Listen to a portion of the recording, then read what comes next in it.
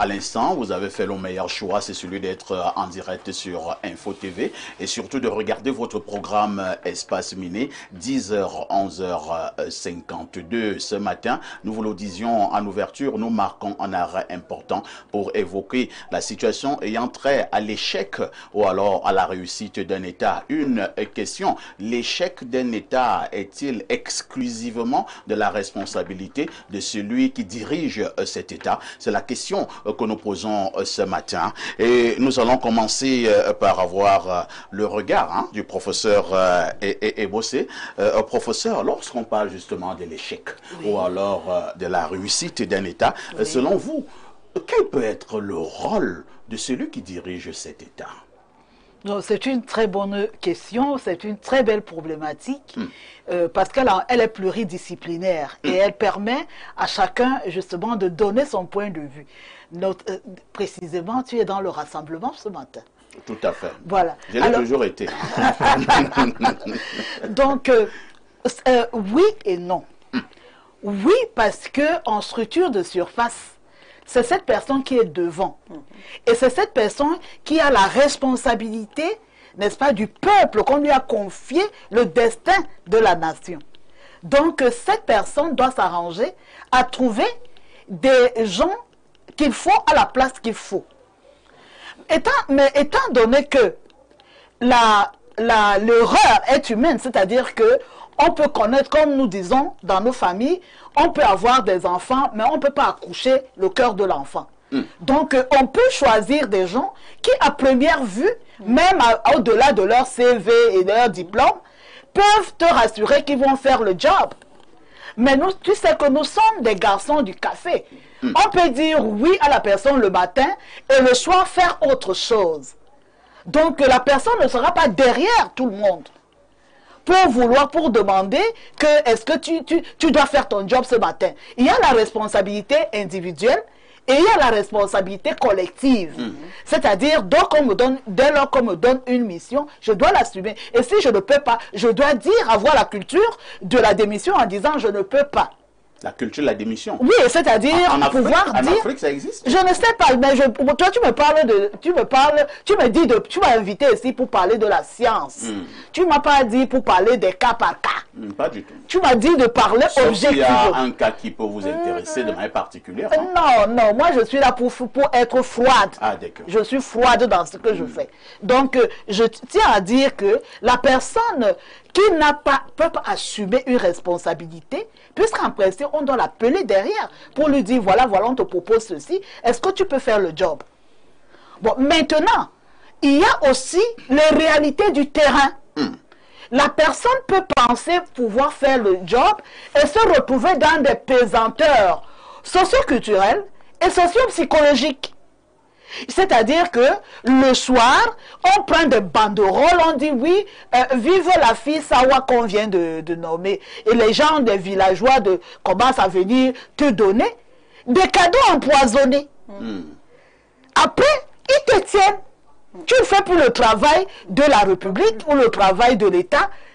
Mais tu dois maintenant t'accrocher sur tous ces villageois-là qui viendront te dire que oui, quand tu es arrivé, on t'a fait ci, on t'a fait ci. Nous, la communauté de Ngodi, nous avons 3-4 personnes. Il faut absolument que cette communauté... On doit avoir tel nombre de places. Donc ça, c'est des méthodes villageoises qui n'ont rien à voir avec la République dans un pays. Des méthodes villageoises. Oui, c'est des méthodes villageoises. Les gens de Ngodi ne doivent pas venir me harceler. Ils écoutent l'émission, hein, les gens de Ngodi. Oui, les gens de Ngodi doivent rester là-bas, attendre de faire les concours normalement. Donc, c'est pour cela que la question là est pertinente. C'est pour ça que la question de est pertinente. Donc, je conclus donc en disant ceci. Je ne vais pas aller monopoliser la parole, même s'il y a beaucoup de choses à dire là-dedans. Je conclus en disant que, étant donné que il y a celui qui a le bâton du commandement, donc cette personne doit être à même, n'est-ce pas, de jongler entre la carotte d'un côté et le bâton dans l'autre. Parce que à tout compte fait, après tout, on a beau tourner, il est bien, mais ce sont ses entourages. Non, c'est à lui qu'on va demander à la fin Les comptes, c'est lui. Le bilan, c'est lui. Donc, la personne doit savoir comment jongler la carotte et le bâton. Très bien. Voilà, merci. Professeur Claude Désiré Noubissier, comme le professeur Ebo s'est dit tout à l'heure, elle est dans la science. Hein. Elle est forte. Bon, maintenant, comme elle est dans la science, moi aussi, je suis dans les termes de la science. Il y a deux thèses qui s'affrontent. Il y a une thèse qui pense, comme elle vient de le dire, que de toutes les façons, c'est toi que nous avons voté. Ouais. C'est toi le chef de l'État, et donc, si l'État tombe, c'est à toi que nous demandons les comptes. Maintenant, il y a une autre thèse également. Celle-là, nous l'avons suivie dans certains autres pays, hein, que j'ai oublié volontairement le nom, où on dit que non, le chef est bon, mais c'est son entourage qui a gâté le pays. Vous voyez, donc les deux thèses s'affrontent. On peut dire que si le pays tombe, l'entourage a une grande part de responsabilité ici. Alors, pour rester dans la science, vous vous situez à quel niveau? Je reste également dans la science. Et je commence d'abord par définir ce que c'est que un régime politique. Et le régime qui est le plus vulgarisé est celui de la démocratie. Alors, qu'est-ce que c'est que la démocratie? C'est le gouvernement du peuple, par le peuple et pour le peuple. C'est-à-dire que ça commence d'abord par le peuple. S'il y a un échec dans un pays, c'est d'abord le peuple. Pourquoi le peuple? Parce qu'il a fait un mauvais choix. C'est d'abord l'orientation. Parce qu'on commence par le peuple. Le peuple devrait faire un bon choix. Et ça question de la problématique de comment faire un bon choix. Le plus souvent, le professeur l'a dit, avec une autre orientation, le plus souvent, les choix sont fantaisistes. Les choix sont caricaturés par l'affinité et par les émotions et par les sentiments et par la proximité culturelle, la proximité environnementale. Ce n'est pas ça. Ça ne devrait pas être cela. On devrait choisir celui qui est capable de présider, c'est-à-dire de porter un destin collectif. Et lorsqu'on ne l'a pas fait,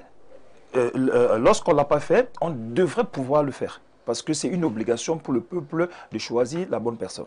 Et nous constatons dans notre univers africain et aussi camerounais que le peuple semble savoir ce qu'il doit faire et fait le contraire. Et se plaint après.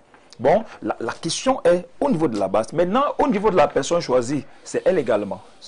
C'est-à-dire, c'est le président qui est le problème. Parce que lui, il est venu avec un programme fantaisiste. Un programme dont lui-même il savait que ce n'était pas un très bon programme. Lui sait que ce n'est pas un programme, il apporte le programme et le peuple l'a élu à partir de ce programme. Et après, il est incapable de matérialiser le programme que lui-même il a proposé au peuple. Ça montre que lui-même, il a quelque chose dans ça, le président lui-même. Après encore, sur le peuple. Parce que si le peuple constate que le président, qui est venu avec des programmes fantaisistes, il n'a pas réussi à les mettre sur pied, le peuple peut sanctionner. Le peuple devrait au niveau du vote. Le peuple devrait également sanctionner. Bon, au départ, c'est le peuple. Après, c'est le président et après encore, c'est le peuple. La conjoncture sociale camerounaise et africaine veut que, de plus en plus, nous n'avons même pas compris ce que c'est qu'un président. Moi, je me souviens, quand j'étais au lycée, je ne savais même pas quelles étaient les fonctions régaliennes d'un président. Les gens doivent savoir quelles sont les fonctions régaliennes d'un président. C'est le président qui est le meneur, celui qui est le leader. Chaque fois qu'il y a une difficulté, chaque fois qu'il y a obstacle, chaque fois qu'il y a défaillance, la première personne qui est indexée, c'est le président. Parce qu'en préparant votre émission, ça nous permet également de lire et de travailler. Il est le seul qui porte l'exclusivité sur le pouvoir exécutif. Bon, c'est lui qui fait l'exécution, celui qui indique le chemin à prendre. Bon, il n'y a personne d'autre que lui. Bon, curieusement, c'est le président. C'est lui parce que, bon, on peut le dire, là, fait les mauvais choix. C'est le pouvoir exécutif. Maintenant, il y a également le peuple dans la dynamique que le peuple doit mettre en commun pour accompagner celui qu'il a choisi. Et c'est ce que disait le professeur Ebossé en d'autres termes. C'est-à-dire que le peuple te donne l'onction et ne te tient pas, ne t'encourage pas, ne t'aide pas à réaliser ce que tu veux. Parce que tu choisis parfois autour de toi les gens qui viennent là avec d'autres esprits. Et nos esprits sont parfois la jalousie, nos esprits sont parfois la haine gratuite. C'est ce que j'ai appelé le garçon de café. Voilà, nous sommes parfois dans cette tendance-là. Il y a des gens qui sont autour de vous là, mais ils ne veulent pas vous aider à réaliser votre projet. Tout à fait. Parce qu'ils se disent que, vous allez laisser votre nom dans l'histoire, et ils se disent que, deux, vous avez des chances d'être réélus pour les prochaines fois. Bon, pour dire simplement que dans le contexte aujourd'hui, la population doit comprendre ce que c'est que voter, ce que c'est que choisir. Le peuple commence. le peuple donne l'onction et le peuple doit encadrer celui à qui il a donné l'onction pour que l'échec ne soit plus envisageable. Parce que c'est même, ça devient même irréaliste que d'avoir un président qui échoue, si et seulement s'il a reçu l'onction de son peuple. Merci, professeur Nubissier, pour ce regard, tout en rappelant à notre réalisation qu'il est déjà possible de nous mettre en contact avec le professeur Jean-Calvin Abaoyono, qui devra également donner son point de vue. Madame Ekwan, parlons des citoyens, que nous les autres peuvent aussi appeler le peuple. Quand vous êtes comme dans un pays où vous arrivez dans des ministères, chacun fait comme il veut, la corruption est devenue quelque chose de bien. On enseigne même cela à ses enfants. Quand vous allez à l'université, ça tombe bien. Il y a les professeurs d'université sur ce plateau. Ce sont les notes sexuellement transmissibles. Est-ce que c'est toujours le président? Lorsque vous allez... parlez de notes sexuellement, est-ce que les femmes font aussi ça? Oui, bien sûr. Les notes sexuellement transmissibles. Bon, là, je ne sais pas. Les professeurs femmes, non. Le professeur, moi, c'est pas nous dire.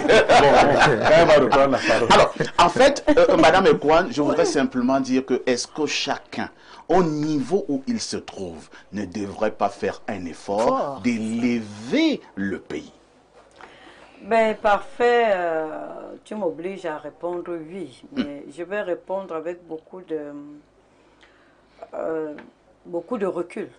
Parce que quand je lisais, quand j'ai lu ta thématique, il y a ce mot uniquement qui m'a mal à l'aise. Qui permet d'équilibrer. Parce que tu aurais pu dire, est-ce que l'échec d'un pays relève du président de la République? Tout le monde allait dire oui. Mais,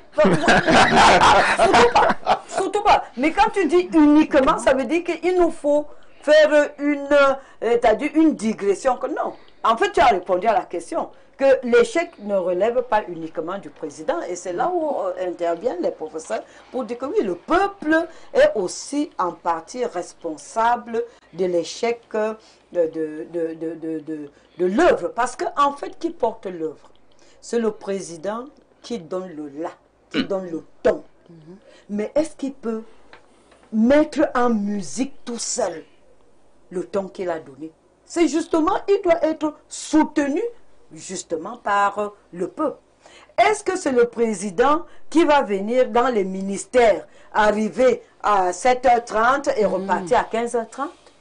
Est-ce que c'est le président, nous parlons par exemple de la décentralisation, d'un certain nombre de piliers de développement. Est-ce que c'est le président de manière pratique ou de manière pragmatique qui va venir mettre cela en œuvre? Non, il a donné le ton, il a donné la vision, il a donné la direction.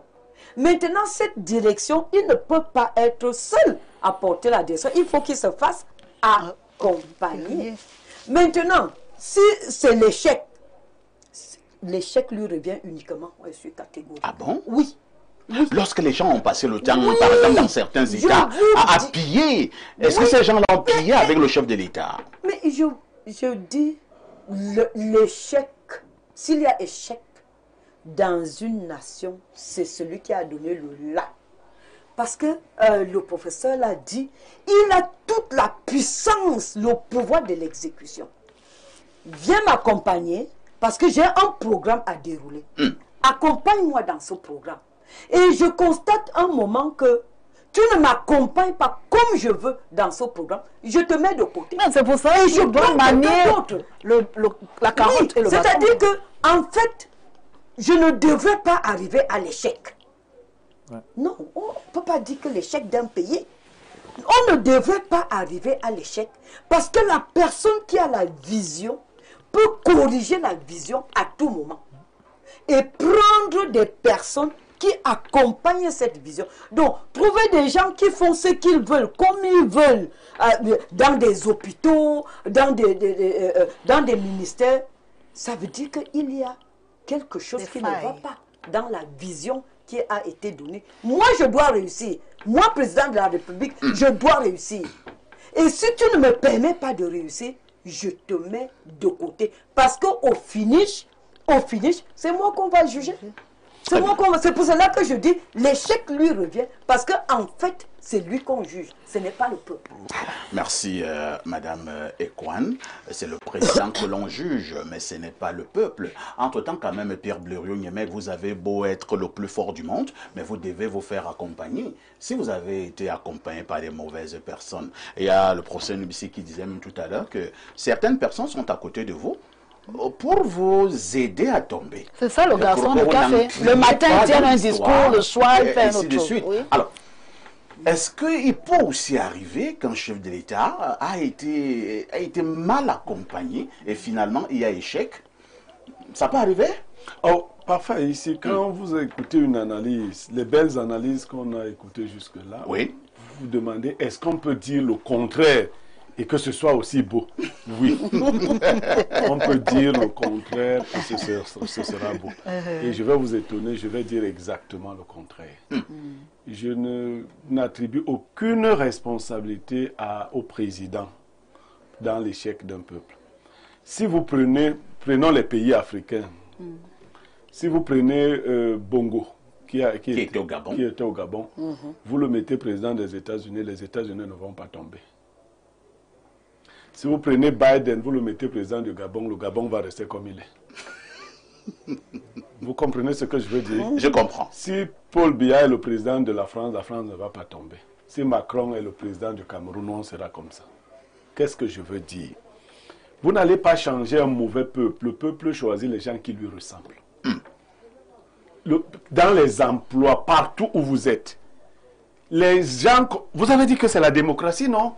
C'est-à-dire le peuple envoie son choix vers la personne avec laquelle il vibre. C'est comme une femme qui choisit un mari. Vous allez choisir un mari parce qu'il est beau de visage. Après, vous cherchez quelqu'un qui est fort au lit. Qui est-ce qui vous a dit que c'était la même chose? Qui vous a dit que c'était la même chose? On peut être beau au visage et faible au lit. Donc, comme on peut être bon au lit, Donc, il faut d'abord savoir ce que vous voulez. Il ne faut pas seulement choisir les choses. Tu choisis donc. Nous, par exemple, on a choisi un président à un moment donné. Et quel était ce qu'on disait? Chaud, chaud, chaud, chaud. Paul Biya, chaud gars. Toutes les femmes étaient contentes. Tout le monde, on ne racontait que sa beauté. Vous voyez, le peuple camerounais voulait un président beau. Ouais. Et j'ai entendu... C'est vrai qu'il était beau. J'ai entendu un journaliste dire dernièrement qu'on ne peut pas choisir un président laid. Bon, ça veut dire que si c'est ça notre façon de voir les choses. La priorité. La personne va donc nous conduire dans toute sa beauté et avec toutes les conséquences que cela peut avoir. Au Cameroun, par exemple, nous avons un niveau de conscience très bas. Si vous dites même aux étudiants, choisissez votre chef de département. Vous savez, les étudiants du Cameroun auront tendance à choisir le professeur qui leur donne les meilleures notes. C'est-à-dire que voilà leur réflexe.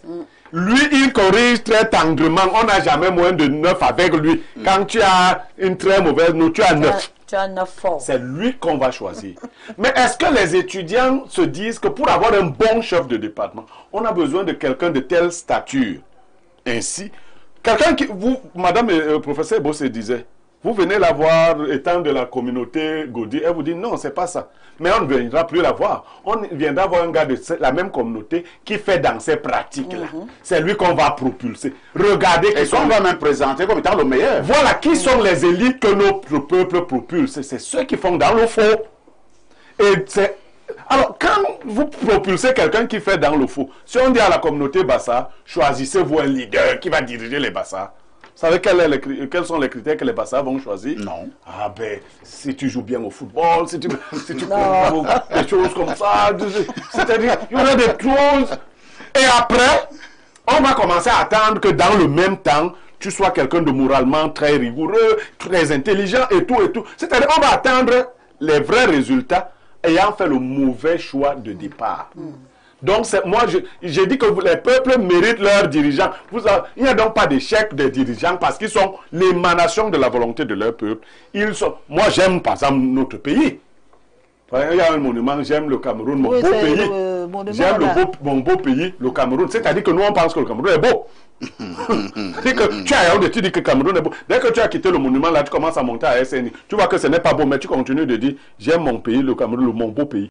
Donc, notre peuple a bien tout ce qu'il mérite. Et c'est ça qui lui correspond. Donc, autre chose, là, vous venez avec quelqu'un de plus correct, le peuple va le rejeter, va dire, il ne nous ressemble pas. Voilà celui qui nous ressemble. Merci Pierre Blériot pour votre regard. Nous partons encore du côté de la messagerie. Bonjour Parfait, bonjour le panel. Madame Barkwana, bon retour. Je viens de pleurer d'émotion en rapport au geste ô combien louable de Pierre Blériot. C'est un ami fidèle, un vrai. Dites-lui que je l'aime. Je l'aime comme la grande sœur que je suis. Ne change surtout pas.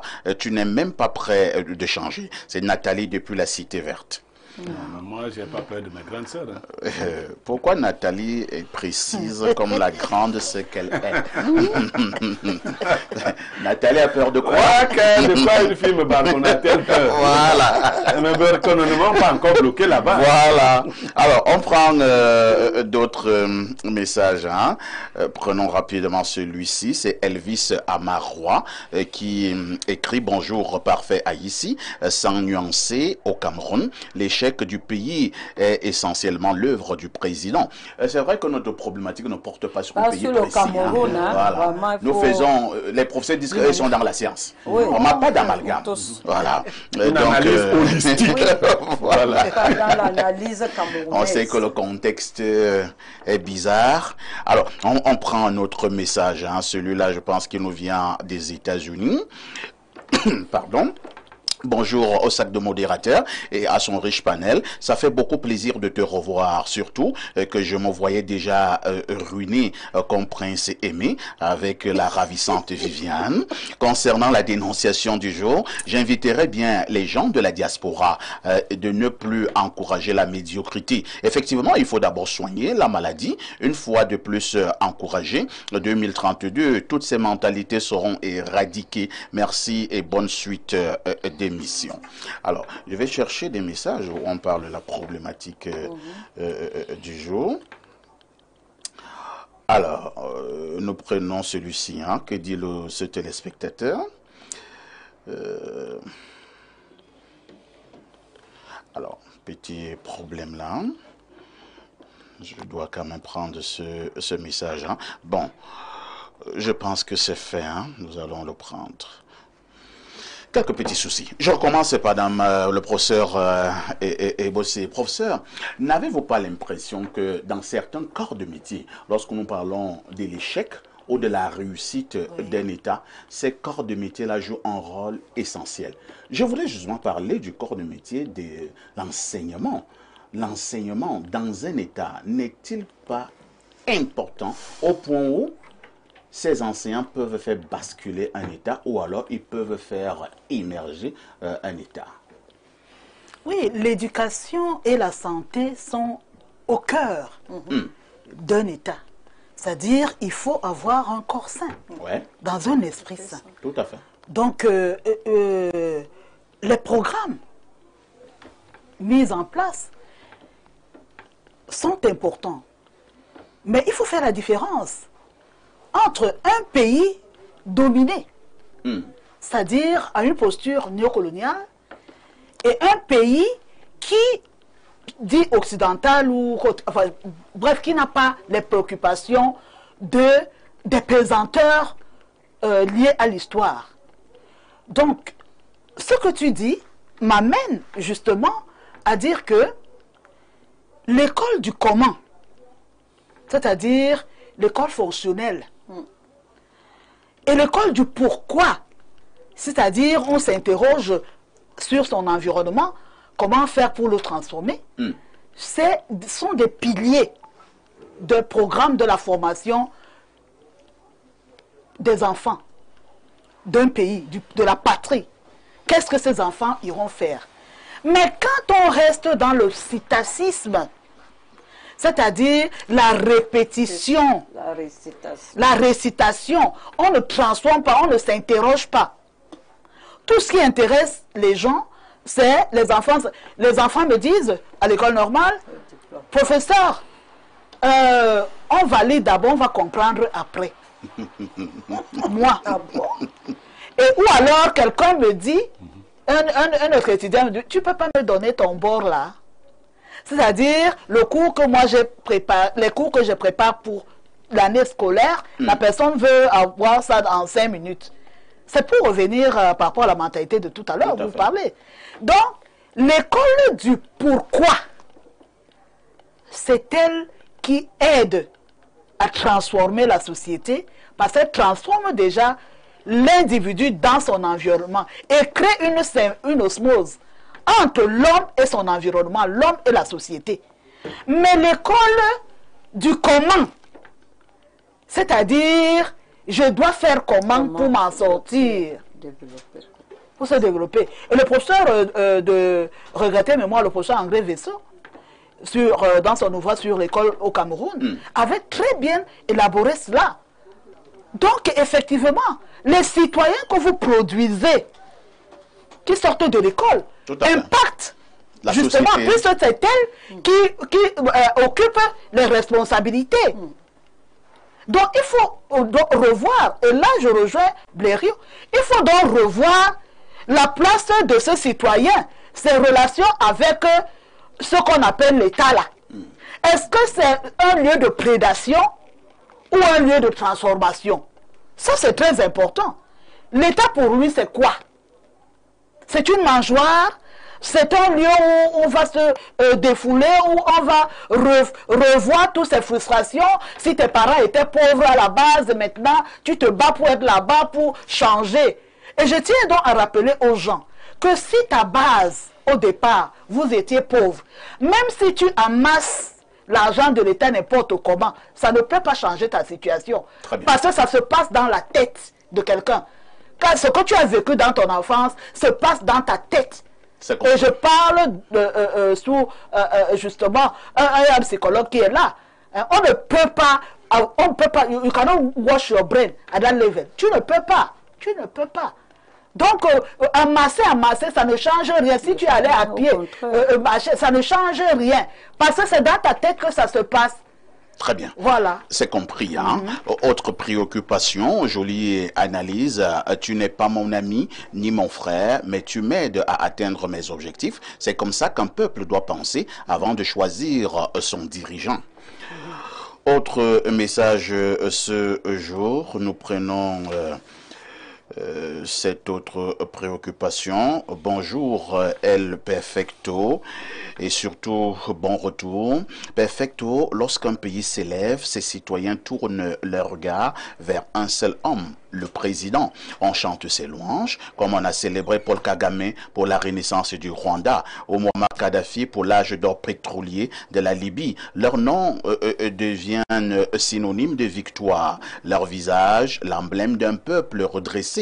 Mais lorsque l'édifice chancelle, lorsque la France sous Emmanuel Macron semble glisser vers une régression morale et sociale, pourquoi hésiterions-nous à pointer du doigt ce même homme? Et des exemples dans les deux cas, il y en a des tas. L'échec d'un pays n'est pas une fatalité anonyme, il est la somme des choix d'un homme qui, par sa fonction, a juré de les assumer.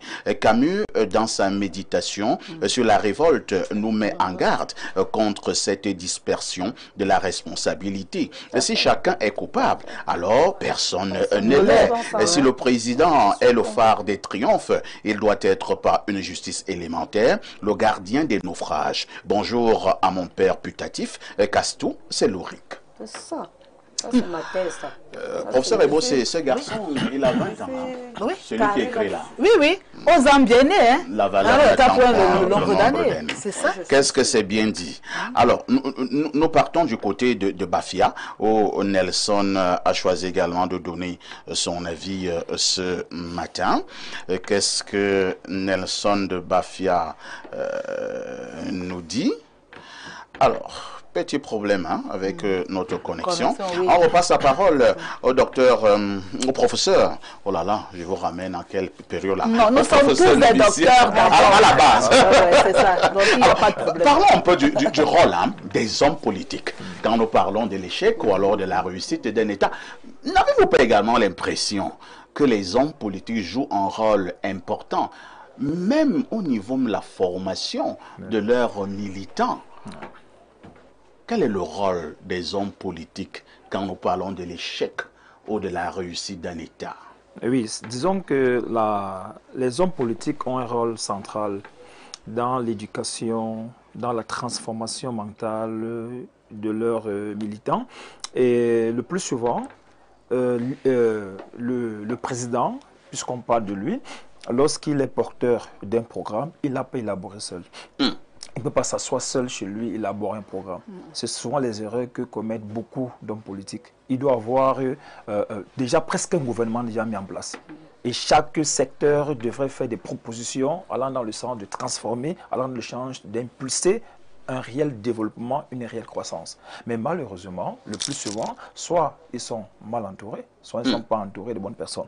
Soit également, ils croient qu'ils sont des divins pour réfléchir. Ils n'écoutent pas les conseils. Pour réfléchir dans tous les secteurs, ils ne sont pas des divins. Moi, je m'amuse souvent à dire aux gens, ce n'est pas parce que je suis psychologue que je défends la psychologie. Il y a trop de psychologues lorsqu'on essaie de voir l'équipe de campagne des vrais hommes politiques. Il y a des psychologues parce qu'au jour d'aujourd'hui, le plus réel problème des nations et des pays africains, c'est beaucoup plus un problème de mentalité. Vous allez vous rendre compte que les pays qui sont aujourd'hui vus comme les miroirs, comme les pays allant vers la réussite, sont des pays qui ont mis en place un système de transformation des mentalités.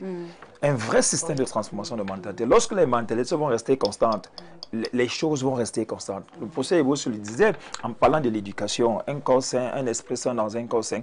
L'éducation, nous les enseignants, on a un rôle crucial à jouer dans la transformation des mentalités. Parce que mon maître aimait à me dire, à l'école primaire, si votre fils de la CIL, qui a la CIL ou au CP, son maître lui dit, rentre chez toi, tu prends le pétrole, tu verses dans toute la maison, tu mets le feu, il va le faire. Il va le faire. Il va le faire. Bon, nous avons un rôle, l'enseignement, les enseignants que nous sommes avons un rôle sérieux, un rôle crucial à jouer. C'est nous qui devons protéger la société des dérives, protéger la société de tout ce qui a corrompu sa mentalité. Lorsqu'on n'en arrivera pas, on restera toujours dans cet enfermement. Les hommes politiques devaient comprendre ceci. Être homme politique, c'est d'abord être charismatique.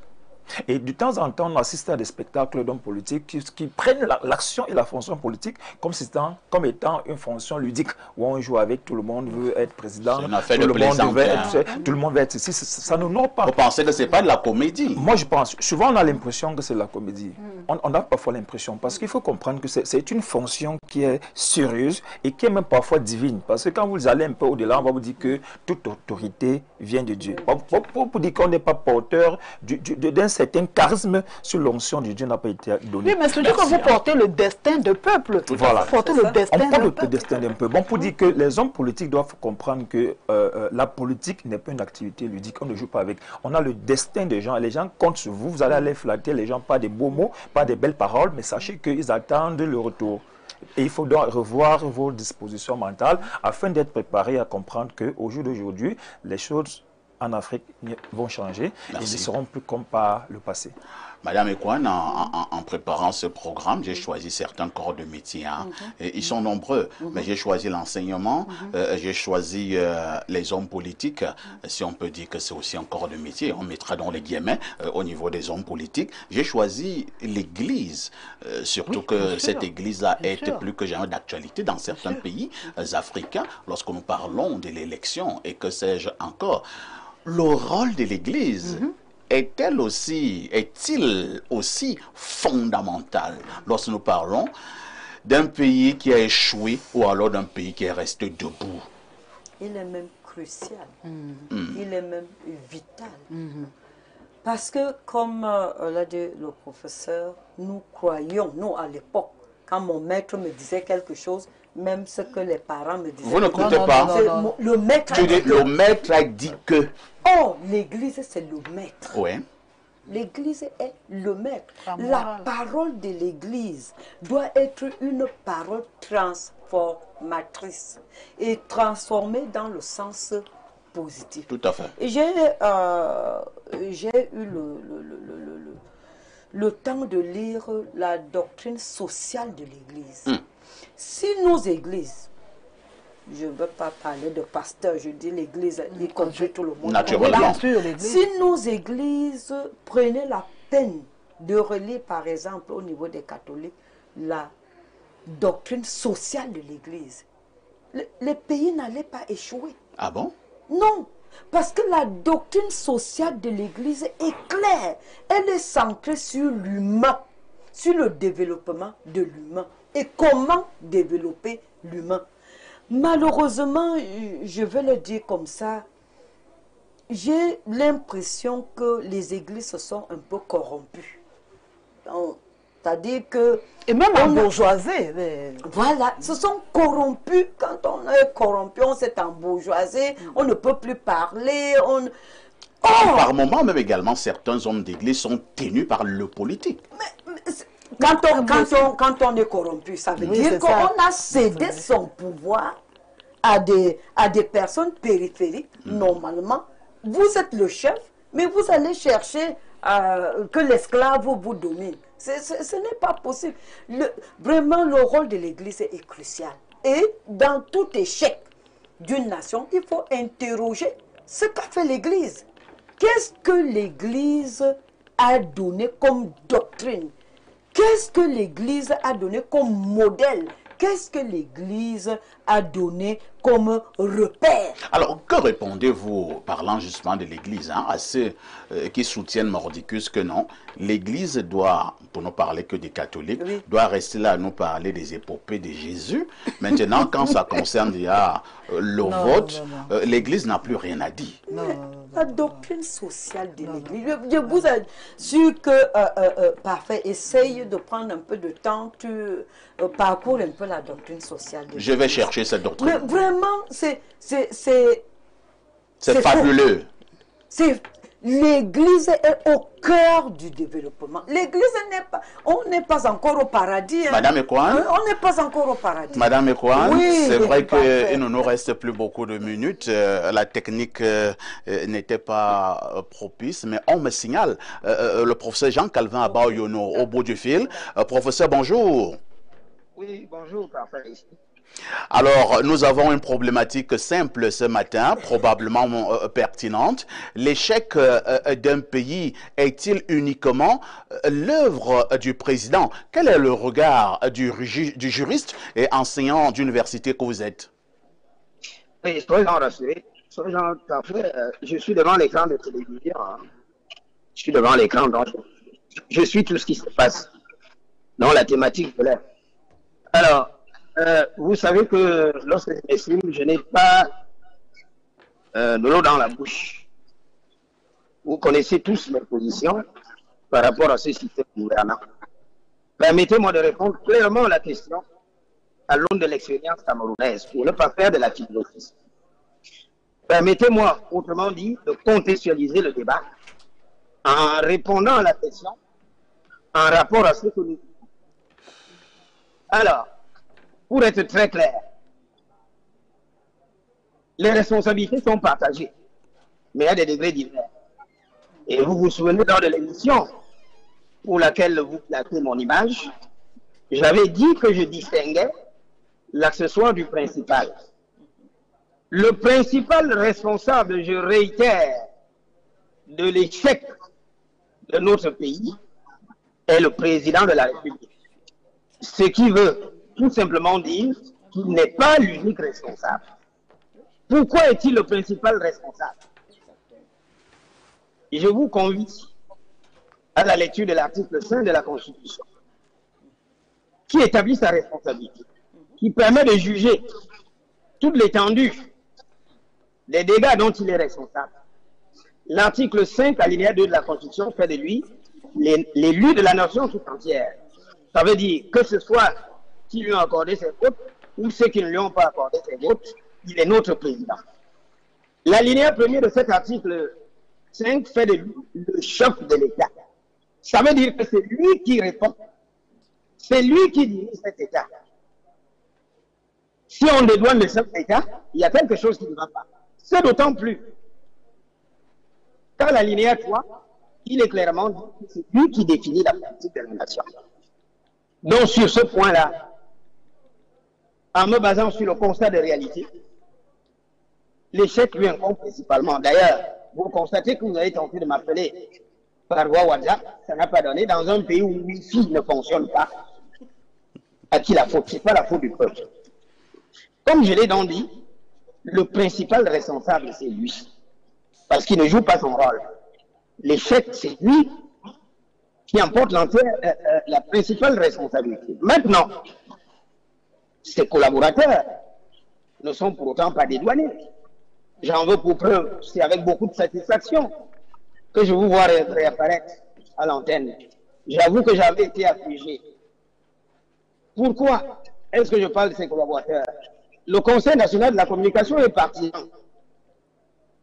J'avais suivi toute l'émission pour laquelle on vous a sanctionné. Et je ne vois pas la faute que vous avez commise. À l'avenir, et dites-le à votre patron, le Conseil national de la communication étant une institution administrative, apprenez à venir vers moi lorsque vous subissez une injustice, afin qu'on aille au tribunal administratif. S'agissant justement de ce Conseil national de la communication, qui n'aide pas le chef de l'État dans son rôle de régulateur des médias. Vous avez suivi il y a bientôt 10 jours Madame la ministre chargée du contrôle supérieur de l'État, qui, en Mondovision, je dis bien à l'émission dimanche midi, devant le journaliste de la CATV, a déclaré que ce n'est pas la Cour suprême qui doit lui dire ce qu'elle a à faire. Elle a pour boss le président de la République. Mais le présentateur de dimanche midi ne l'a pas recadré. Tout simplement parce qu'il s'agit de la CATV. Vous voyez donc, voilà une institution étatique qui n'aide pas le président de la République à faire son travail. Et à la suite de ça, toujours pour indexer les collaborateurs du président de la République, je puis vous attester que j'ai directement appelé le DG de la CATV afin qu'il me permette d'apporter la contradiction dans une émission comme Actualité Hebdo. Parce que ce sont les chaînes libres comme vous, Equinox et autres et tout, qui nous donnent la parole. Je vous assure que j'ai été ahuri lorsque le DG de la CATV m'a répondu ceci: professeur, vous savez ce que c'est que la CATV. Il y a des choses qui ne s'y disent point. Comme pour dire qu'on n'a pas besoin de word discordant. La CATV, c'est le canton du R, le relais du pouvoir. Voilà des collaborateurs qui n'aident pas. Je prends un autre exemple. Nous, les universitaires. Alors, et là, les blancs m'entendent. Notre milieu universitaire est sinistré. Un enseignant d'université qui vous dit qu'il est à l'aise ne vit pas dans la fin des dieux. Voilà les premiers supplices du régime, qui sont les premiers à chanter les louanges d'un pouvoir de près d'un demi-siècle, qui a eu tous les moyens financiers, tous les leviers du pouvoir, sans contradiction. Mais lorsqu'on essaie de faire le ratio, l'échec est patent. Et vous voyez, c'est les mêmes damnés de la terre qui, en violation des règles éthiques et du bilan des affaires du président de la République, le soutiennent. Donc, comme Blériot l'a dit tout à l'heure, autant nous avons les dirigeants que nous méritons, autant nous avons l'opposition que nous méritons. Merci, professeur Jean-Calvin Bayono. Nous sommes arrivés pratiquement au terme de ce programme. En quelques secondes avant de partir. Oui, en quelques secondes avant de partir, l'article 80 du Code électoral de 2012 fait obligation au directeur général de l'élection de Cameroun de publier la liste électorale nationale pour des besoins de transparence. Il n'obtempère pas. On saisit le Conseil constitutionnel qui, au terme de l'article 46 de la Constitution, est le régulateur du fonctionnement des institutions. Il se déclare incompétent. Comment ne donc pas, sous le bénéfice de ce qui précède, établir la double responsabilité séquencée du chef de l'État et du peuple dans l'échec d'une nation? J'en ai terminé. Merci, professeur Jean-Calvin Abayono. Je précise que vous êtes juriste, enseignant d'université. Et c'est ce qu'il fallait dire globalement ce matin. Nous sommes arrivés au terme de ce programme. On dira merci à Madame Ekwan qui nous a retrouvés également ce matin. Merci aux deux professeurs qui nous accompagnaient. D'abord au professeur Claude Désiré Noubissier, psychosociologue. Merci également au professeur Cécile Dolizane Eboussé, qui est chef de département littérature et civilisation, littérature africaine, les civilisations, du côté de l'université de Yaoundé 1. Merci à Pierre Blériou-Nyemek, notre consultant. Ne ratez pas la rediffusion de ce programme ce soir à partir de 22h30. Infiniment merci encore à toute cette grande classe de téléspectateurs à travers le monde qui ne cessent de nous apporter leur soutien. Une question avec tout ceci.